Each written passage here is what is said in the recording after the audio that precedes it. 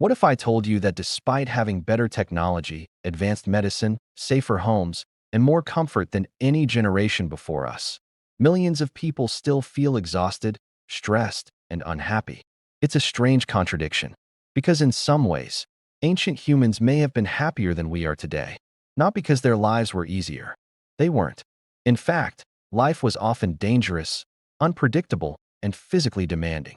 But the human brain evolved for a completely different world than the one we live in now. For nearly 300,000 years, humans lived as hunter-gatherers. Agriculture appeared only around 12,000 years ago. Cities came much later. And smartphones? They've existed for only a tiny fraction of human history. In other words, the world around us changed far faster than our brains could adapt. Imagine a typical morning for an ancient human. No alarm clock, no emails, no traffic jams, no endless notifications, no social media feeds competing for attention. They woke up with the rising sun. They spent their days with people they knew and trusted.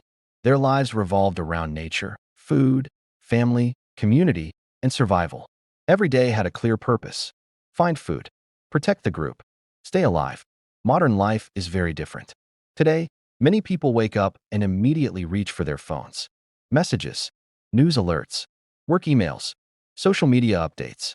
Before even leaving bed, the brain is already processing more information than our ancestors might have encountered in an entire day.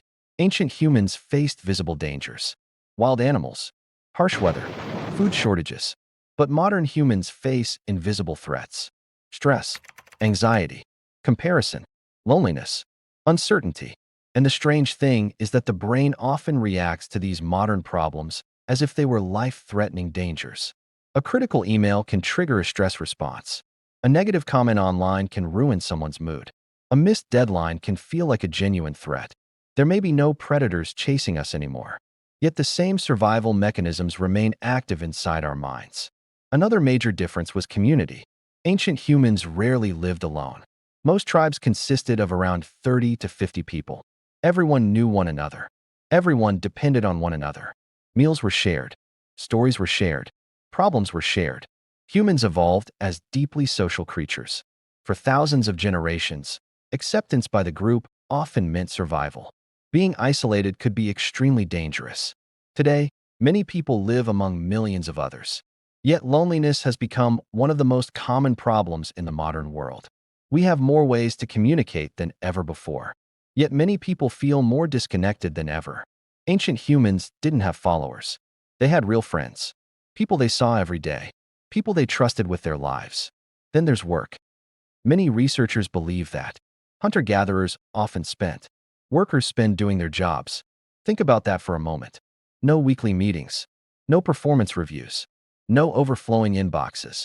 Once food was secured, much of the day could be spent resting, socializing, crafting tools, sharing stories, or simply enjoying the moment. Today, many people work 8, 10, or even 12 hours a day.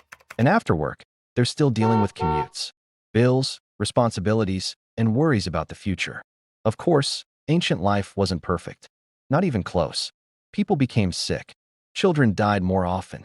Injuries could be fatal. Harsh winters could be deadly. Predators remained a constant threat. Life was physically harder, far harder than it is today. But modern life introduces a completely different challenge: mental pressure. Ancient humans worried about surviving today. Modern humans worry about tomorrow, next week, next month, next year, and sometimes about problems that may never happen at all. Our minds are constantly planning, constantly predicting, constantly worrying. And sometimes we forget to simply live in the present moment. Maybe that's why activities like camping, hiking, and spending time in nature feel so rewarding. For a brief moment, the brain returns to an environment it recognizes: fresh air, movement, sunlight, human connection, the same experiences our ancestors encountered every single day. So, were ancient humans actually happier? We'll probably never know for certain. But one thing is clear: the human brain was shaped by hundreds of thousands of years spent in nature, not inside office buildings, not on social media platforms, and certainly not through endless notifications. Maybe the answer isn't returning to the Stone Age. Maybe the lesson is much simpler. Spend more time outdoors. Move your body. Build stronger relationships. and occasionally step away from the constant noise of modern life. Because deep down, a small part of every human being still belongs around a campfire, under a sky full of stars.